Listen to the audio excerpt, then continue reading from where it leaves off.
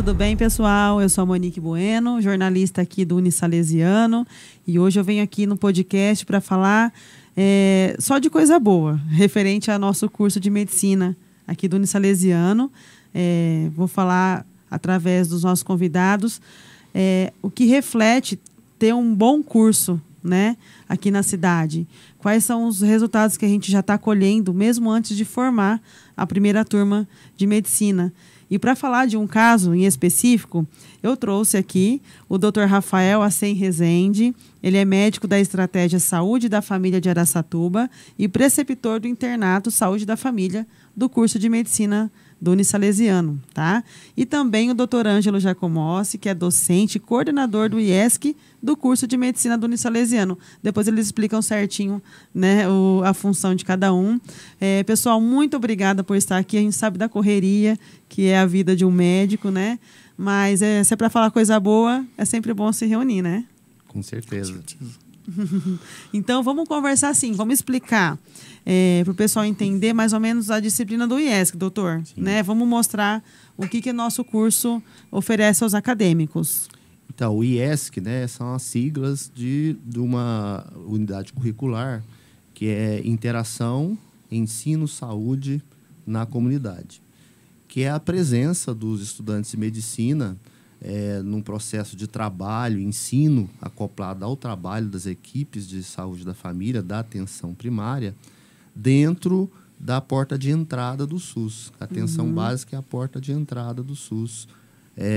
E é onde devem ser resolvidos 80%, 85% dos problemas ali. Só sim. 10%, 15% dos problemas que chegam até essa porta de entrada, que são as unidades básicas de saúde, eles devem ser encaminhados para especialidades. Então, a atenção primária, ela se caracteriza por ser a porta de entrada do sistema e ela deve ser qualificada o suficiente para ter uma resolutividade muito grande. Então desde muito cedo, né, doutor? Nossos alunos estão, né, dessa desde realidade. o primeiro ano, exatamente. Desde o primeiro ano. Na segunda semana, terceira semana de aula, né, no primeiro ano do curso, eles já estão inseridos nas equipes de saúde da família e ficam durante todo o curso, inclusive no internato. Que é o Dr. Rafael. E eles rodam, então, as unidades de saúde? Seria isso? Eles se dividem em grupos? Eles se dividem em pequenos grupos, né? Porque o ensino é facilitado e sempre ensina o trabalho, né? Eles estão no serviço que os profissionais de saúde, as ações que os profissionais de saúde estão realizando. Então, eles estão juntos, sempre juntos, né? Acompanhando. Isso. E à medida que eles vão progredindo no curso, eles vão tendo uma certa autonomia também nesse serviço. No internato, é a fase onde eles estão, que é o 5º, 6º ano do curso, no caso agora o 5º, é onde eles estão com a maior autonomia em termos de trabalho, de ações. Coloca a mão na massa, põe a mão na massa, né? mesmo. Porém, sempre supervisionados, né? Que são os preceptores. São os preceptores, Esse Dr. é Rafael. O cargo do Dr. Rafael, no caso, né, doutor? Isso. Que legal. Isso mesmo. E aí, então, nesse caso que a gente vai falar, vamos explicar minuciosamente, porque é interessante, né, Dr. Rafael? Explica pra gente o que aconteceu na UBS do Dona Amélia, certo? Onde o nosso T1, nossos alunos do primeira turma do curso, estão fazendo, né, o internato. Acho que para a gente entender um pouquinho melhor, acho que vale a introdução de como que funciona com eles lá dentro, para a gente entender mais ou menos essa dinâmica. Explica pra gente. Nesse período já do internato, eles já não estão mais naquela fase observacional. Eles não estão ali para ser observadores da nossa conduta, não. Eles têm que ser tratados da mesma forma como a gente trata a nossa equipe. Eles viram a nossa equipe a partir do momento que eles chegam lá. Eu acho que o intuito maior de passar na rede básica é fazer parte da equipe e entender como que ela funciona. Tá. Então, a partir do momento que chega, todo mundo tem o mesmo poder, certo? Eles chegaram esse ano, né? Quinto ano, é o primeiro ano de internato, né? Então, como é que a gente costuma fazer? A gente costuma fazer uma divisão para ficar mais tranquilo para o paciente. Então, fica 2 alunos numa sala, 3 em outra, às vezes 2, 2, 1, dependendo da disponibilidade de sala. E a gente começa a tocar os atendimentos. Uma coisa que eu passo muito para eles e que eu levo isso desde da faculdade em si, que a gente tem essa parte humanizada, bem intensificada, e isso eu digo bastante pelo Salesiano, até pela própria Unify, de onde eu vim. Eu achei interessante, doutor, falar para mim que brilha seus olhos quando fala da humanização nossa, né, doutor? Sim. Como é importante e diferente, né? É porque já chega do que tinha, mais do mesmo não vai fazer diferença. Exato. Então eu pontuo muito para eles essa parte do, gente, vocês vão ver bastante coisas realmente que não valem o investimento, que são pouca, a complexidade é baixa, porém o atendimento de qualidade tem que reinar. Só que a hora que você perceber, pela sua clínica, pela sua capacidade, que você deve investir no paciente, independente da demanda que você tá com 2 horas de espera, investe. Sim. Porque não adianta nada a gente fazer um atendimento hoje, um atendimento na semana que vem, um atendimento no mês que vem para o mesmo paciente. Ele retornou 3 vezes, entendeu? Então ele lotou 3 vezes uma demanda. Exato. Se a gente consegue investir, que nem foi o caso da dona Celina, graças a Deus, a gente já tem um tratamento onde o paciente já não vai fazer mais esse fluxo constante na OBS, e também a gente teve uma parte assim de resolução para paciente. Então não é só o fato de tirar o paciente da demanda, e sim o fato da gente conseguir concluir o tratamento com ela. Qualidade de vida para ela, né, doutor? E ela voltar a ter o que a OBS em si foi criada para ter. Olha. Qualidade de vida para o bairro. Então explica, a dona Celina, é isso? Como que foi o caso Celina. dela? Dona Celina é o seguinte, a gente estava na demanda um dia, se eu não me lembro, acho que era uma terça-feira, e a paciente chegou para o grupo, né, onde as meninas começaram a conduzir a consulta, e a partir disso eu estava finalizando uma consulta com o outro grupo. A hora que eu cheguei na sala, que é a nossa dinâmica, elas conduzem toda as meninas nossas acadêmicas, isso, né? Isso. Elas conduziram toda a consulta e a gente chega para discutir, entender como é que a gente vai pontuar e fazer a conduta perante o paciente. Isso porque a gente já estava todo mundo já entrosado com o serviço. Então, na hora que eu cheguei, elas me passaram o caso da dona Celina, uma paciente de 65 anos, que veio com algumas coisas questionáveis, assim. Ela relatava de um inchaço, edema cíclico constante em face. Então era paciente que a gente chama às vezes de lua cheia, né, doutor? O que é isso? O rosto tá inchado? Se você olhar o RG da paciente, você não vai acreditar que é a mesma pessoa. Olha. De tanto que o rosto fica inchado. Ela tinha uma certa giba, que é um acúmulo de gordura aqui em região aqui da corcundinha dela ali.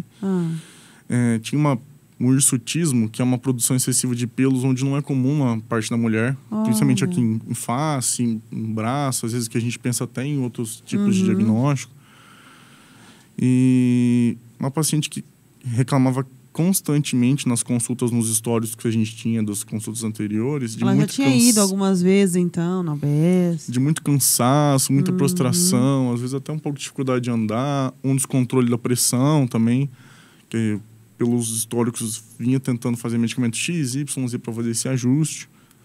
Ela devia estar cansada também de procurar o OBS, né? Coitada. Sim, e aí a hora que as meninas foram pontuando, né, as nossas internas foram pontuando sobre o que a paciente tinha, a gente, como tá de observador na hora de fazer a conduta, pelo menos eu digo eu como preceptor, a gente já começa a fosforilar não na paciente na minha frente, eu começo a pensar no sintoma.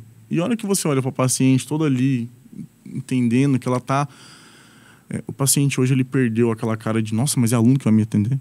Não tem mais esse estigma. A partir do momento que ela percebe que a gente está investindo no problema de saúde dela, ela fala assim, nossa, que bom. Alguém tá me dando Sai atenção. agradecida, exato. Não é aquele negócio bom, do gente. papum. Então, ela ali toda na expectativa de saber o que a gente ia fazer.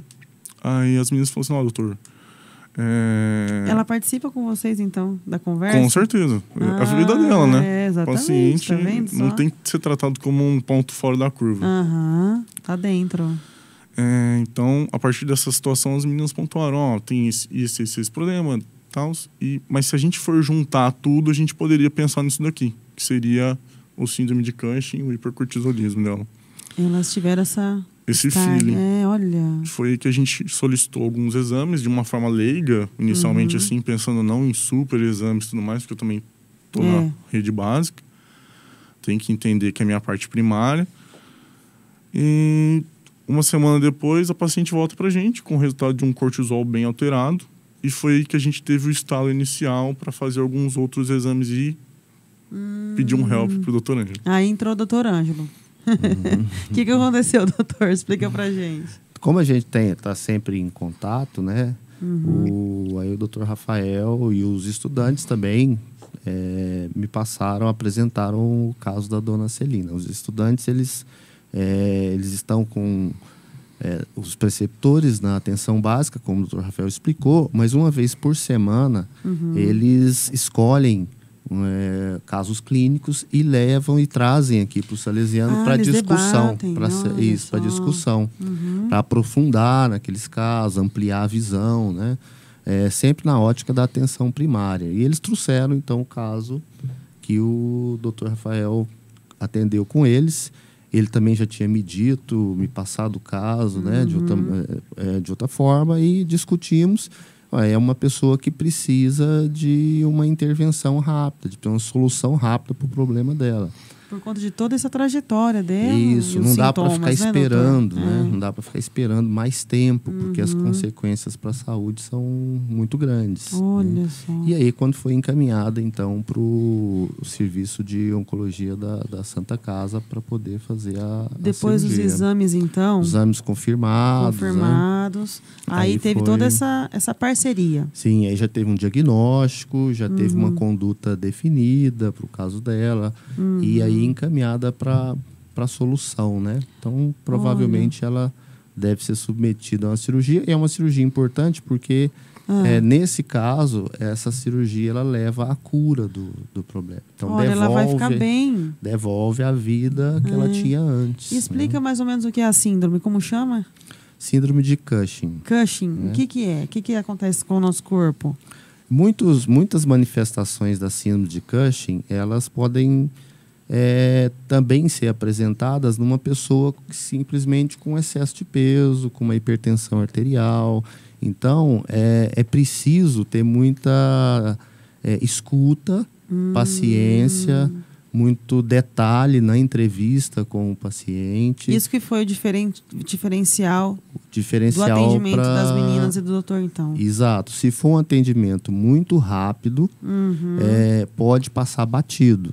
Sim. Porque nem sempre não está escrito, né? Na verdade, lá uma plaquinha, eu tenho síndrome de Cushing. Não tem. Não, eles puderam, né? O Dr. Rafael, junto com os estudantes, eles só puderam identificar a síndrome de Cushing na dona Celina porque foi feito um atendimento de qualidade, um tempo adequado para que fosse aplicado esse atendimento, e só assim eles puderam chegar a levantar a suspeita e depois confirmar o diagnóstico. Então, eu acho que o caso da dona Celina é importante para ressaltar como é fundamental, essencial essa escuta, esse atendimento qualificado na atenção primária, porque é onde chegam a maior parte dos problemas. É humanizado, né, doutor? Assim, a gente bate tanto na palavra humanização, que resolve muitas coisas, né? Sim, e a síndrome de Cushing, né, voltando ao que você perguntou, ela corresponde a um nódulo, um carocinho que fica numa das glândulas adrenais. As glândulas adrenais são duas, uma de cada lado do corpo, e elas ficam logo acima dos rins. E elas produzem alguns hormônios. Entre esses hormônios, o cortisol tem um destaque. E esse carocinho, esse nódulozinho... Que apareceu nela. Ele fabricava um excesso de cortisol. E esse excesso de cortisol vai para a circulação sanguínea e se espalha pelo corpo. E causa várias transformações no organismo. Então, além da dor, ela tinha então um problema com, às vezes, uma autoestima também, né? Com certeza. Pensa, no carocinho aqui, excesso de pelo. É uma doença que leva a hipertensão, é uma doença que leva a aterosclerose, perda de massa muscular, osteoporose. Olha isso, muita coisa. A vida da pessoa vai morrendo, né? E se você não olha para a pessoa no momento da consulta, a gente já passou por isso algumas vezes, você vai no médico e às vezes o médico nem olha pra sua cara, você está precisando que olhe, às vezes não olha, poderia passar batido, né? Hoje, nesse caso a gente... Hoje na rede básica ensino dá pra gente fazer isso, não só pela parte de grandes diagnósticos, mas também é uma parte que a gente tem que pensar que as doenças do nosso século, assim, elas estão muito mais relacionadas à mente do que ao corpo. Então, exato. Se a gente for fazer esse tipo de atendimento, pelo menos na rede básica em si, não vai vingar. E assim, o que eu ia perguntar para vocês, muita gente vai na UBS às vezes para ter uma palavra, amiga? Às vezes um idoso vai lá, às vezes não tem tanta coisa fisiológica. Ainda acontece, ou vai acontecer mais, doutor? Precisa de um afago, assim...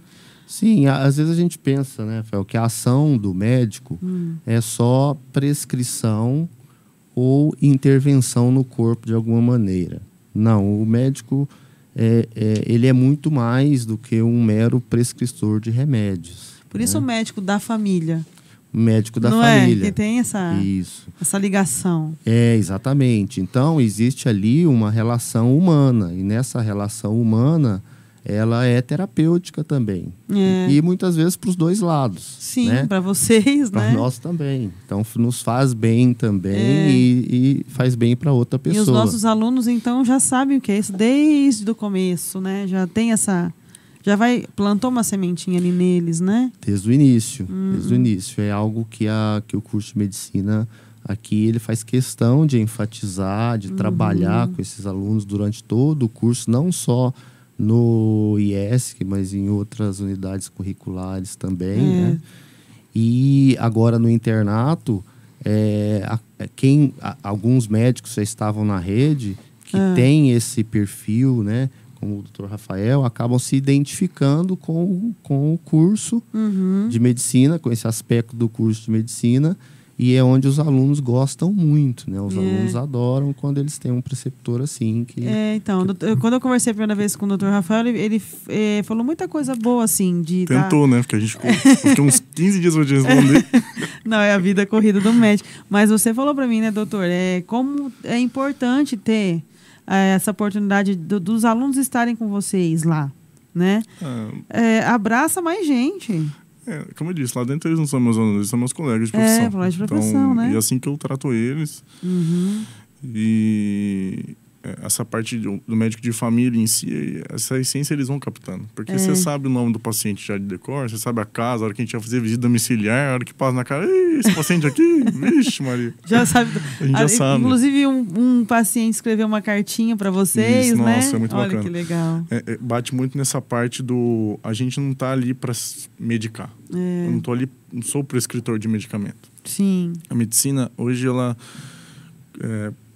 tem que ser tratada como um estilo de vida, não como uma profissão. Exatamente. Certo? Não que eu esteja o tempo inteiro atendendo as pessoas. Mas você escolhe uma profissão que Exato, certo? Então, outro dia a gente teve essa surpresa, porque foi um paciente que procurou a gente, né? E o objetivo dele não era medicação. A gente falou para ele, medicar é bom, tal, mas tem o seu limite. Sim. Procurou a gente, inclusive estava eu, o Dr. Wallace, né? Nosso colega aqui também do quinto ano, agora sexto ano do internato, Wallace, né? E por uma palavra de afago, de carinho que a gente passou para o paciente, o paciente fez uma maior questão de levar uma carta de agradecimento, fazer um elogio. Então.